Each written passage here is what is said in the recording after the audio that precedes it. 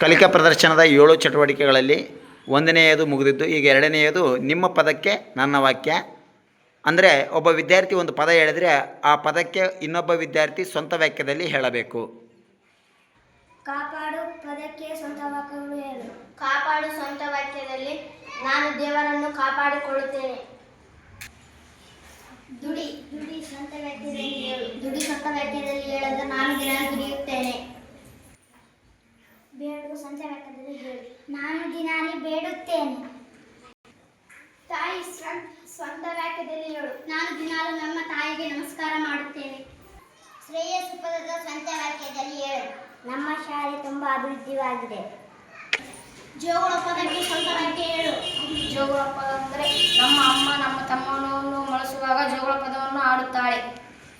ರುಚಿ ಸ್ವಂತ ವಾಕ್ಯದಲ್ಲಿ ಹೇಳು. ನಮ್ಮ ಶಾಲೆಯಲ್ಲಿ ರುಚಿಯಾದ ಅಡುಗೆ ಮಾಡುತ್ತಾರೆ. ಈಗ 5ನೇ ತರಗತಿ ಗಿಡಮರಕ ಪದ್ಯಕ್ಕೆ ಸಂಬಂಧಿಸಿದಂತೆ ಮರ ಸ್ವಂತ ವಾಕ್ಯದಲ್ಲಿ ಹೇಳು. ಮರ ತಂಪಾದ ಗಾಳಿ ಬಿಡುತ್ತದೆ. ಹಣ್ಣು ಸ್ವಂತ ವಾಕ್ಯದಲ್ಲಿ ಹೇಳು. ನಾನು ನಮ್ಮನೆಯಲ್ಲಿ ದಿನಾಲೂ ಹಣ್ಣು ತಿನ್ನುತ್ತೇನೆ. ತರಕಾರಿ ಪದದ ಸ್ವಂತ ವಾಕ್ಯ ಹೇಳು. ನಾನು ದಿನಾಲು ತರಕಾರಿ ತಿನ್ನುತ್ತೇನೆ. ಹೂವ ಸ್ವಂತ ವಾಕ್ಯದಲ್ಲಿ ಹೇಳು. ನಾನು ದಿನಾಲು ಶಾಲೆಗೆ ಬರುವಾಗ ಹೂ ಮುಡಿದುಕೊಂಡು ಬರುತ್ತೇನೆ. ಚಿಗುರು ಸ್ವಂತ ವಾಕ್ಯದಲ್ಲಿ ಹೇಳು. ನಮ್ಮ ಮರದಲ್ಲಿ ಹೊಸ ಚಿಗುರು ಮೂಡಿದೆ.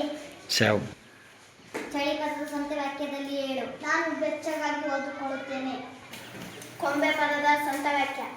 ಕೊಂಬೆ ಮೇಲೆ ಪಕ್ಷಿಗಳು ಕುಳಿತುಕೊಳ್ಳುತ್ತವೆ.